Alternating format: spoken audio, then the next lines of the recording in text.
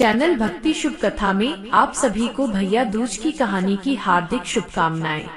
एक समय की बात है, एक बूढ़ी औरत थी। उसके एक बेटा और एक बेटी थी। बेटी की शादी हो चुकी थी। भैया दूज के त्योहार पर बेटे ने अपनी माँ से कहा, माँ, मैं अपनी बहन के घर जाना चाहता हूँ। माँ बोली, बेटा हम बहुत गरीब हैं, तू अपनी बहन के लिए क्या लेकर जाएगा। लेकिन बेटे के बार बार आग्रह करने पर माँ ने उसे जाने की अनुमति दे दी। जब वो अपनी बहन से मिलने के लिए घर से निकला तो रास्ते में उसे एक नदी मिली। नदी बोली, मैं तुझे डुबा दूं क्या। भाई बोला, मैं कई साल बाद अपनी बहन से मिलने जा रहा हूँ, लौटते वक्त तुम चाहो तो मुझे डुबा देना। नदी मान गई और उसे रास्ता दे दिया। थोड़ा आगे बढ़ा तो रास्ते में एक सांप मिला। सांप बोला, मैं तुझे डस लूं क्या।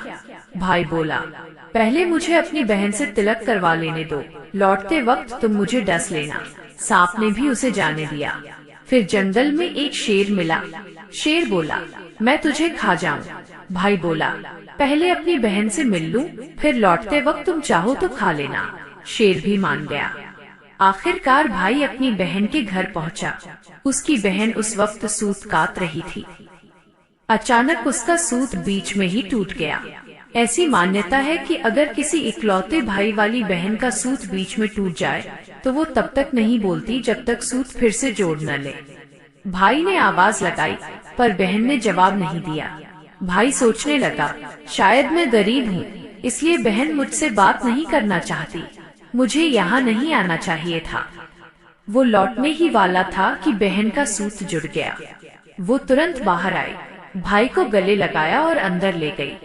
फिर वो अपनी पड़ोसन से पूछती है, मेरे घर जान से प्यारा मेहमान आया है, क्या करना चाहिए। पड़ोसन मजाक में कहती है, तेल से चौका लगाना और धीमे चावल पकाना।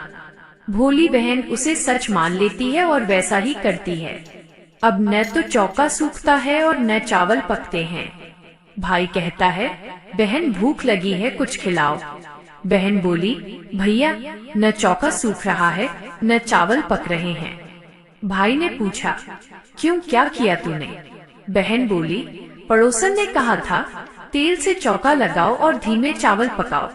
भाई हंसकर बोला, अरे मेरी भोली बहन, कभी तेल का चौका सूखा है और कभी धीमे चावल पके हैं। फिर उसने कहा, पानी में चौका लगा और दूध में चावल पका। बहन ने वैसा ही किया। तुरंत चौका सूख गया और चावल पक गए। उसने प्रेम से भाई को भोजन कराया और तिलक किया। अगले दिन भाई बोला, माँ अकेली है, अब मैं घर लौटता हूँ। बहन ने जल्दी उठकर गेहूं पीसा, लड्डू बनाए। कुछ लड्डू बच्चों के लिए रखे और कुछ भाई को देकर विदा किया। बाद में जब बच्चे उठे और लड्डू खाने लगे तो लड्डू हरे रंग के हो गए। बहन ने आटे की चलनी में देखा तो उसमें गेहूं के साथ सांप की कैंचुली थी। वो डर गई और भागकर भाई के पीछे दौड़ी। रास्ते में उसने भाई को एक पेड़ के नीचे लेटा देखा।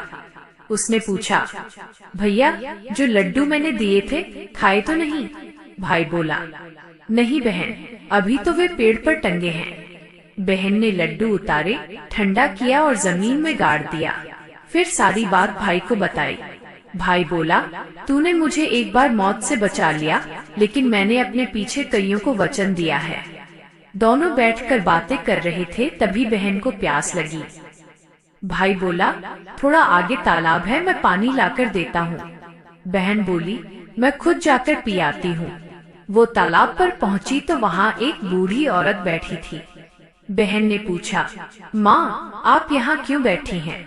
बूढ़ी औरत बोली, मैं विधाता हूँ, एक बहन के भाई का रास्ता देख रही हूँ। बहन ने पूछा, कौन भाई? विधाता बोली, वो भाई जिसकी बहन ने उसके प्यार में एक निर्दोष की हत्या कर दी है। बहन घबरा गई, ये तो मेरा ही भाई है। वो बोली, माँ उसे बचाने का उपाय बताइए। विधाता बोली, अगर वो बहन अपने भाई को गालियाँ दे और उसकी शादी तक हर घात से उतार दे तो भाई की जान बच सकती है। वो तुरंत लौटी और बोली, भैया मैं तुझे घर तक छोड़ूंगी। फिर वो शेर के लिए मांस, सांप के लिए दूध और नदी के लिए ओढ़नी लेकर चली। रास्ते में शेर मिला, भाई को खाने आया तो बहन ने मांस फेंक दिया। शेर खुश होकर उन्हें जाने देता है। फिर सांप मिला, बहन ने दूध रख दिया, सांप दूध पीने लगा। फिर नदी मिली, बहन ने ओढ़नी उड़ा दी, नदी ने रास्ता दे दिया। दोनों घर पहुंच गए। माँ खुश हुई, पर बहन भाई को गालियां देने लगी। सबको लगा ये पागल हो गई है। कुछ दिनों बाद जब भाई की शादी तय हुई, तब भी बहन गालियां देती रही। पर हर बार जब कोई अनहोनी होने वाली होती, आग लगती, दरवाजा गिरता या सांप आता, बहन पहले से जान लेती और अपने भाई की रक्षा करती। शादी की रात जब भाई और भाभी सो रहे थे, तभी सांप आया। बहन पहले से तैयार थी, उसने उसे टोकरी में बंद कर दिया। सुबह माँ ने सोचा, बेटी उठने से पहले मेहमानों को विदा कर दूं, नहीं तो फिर शोर करेगी। पर जब बहन उठी तो बोली, सब मेहमानों को वापस बुलाओ, तभी मैं विदा लूंगी। सब लौटे तो बहन बोली, आज के दिन के लिए ही मैंने सब कुछ सहा था। मैंने अपने भाई को बचाने के लिए ये सब किया। ये सुनकर माँ और भाई की आंखों में खुशी के आंसू आ गए और सबने मिलकर बहन की सराहना की। दोस्तों, ऐसी और सुंदर कहानियों के लिए हमारे चैनल भक्ति शुभ कथा को जरूर सब्सक्राइब करें।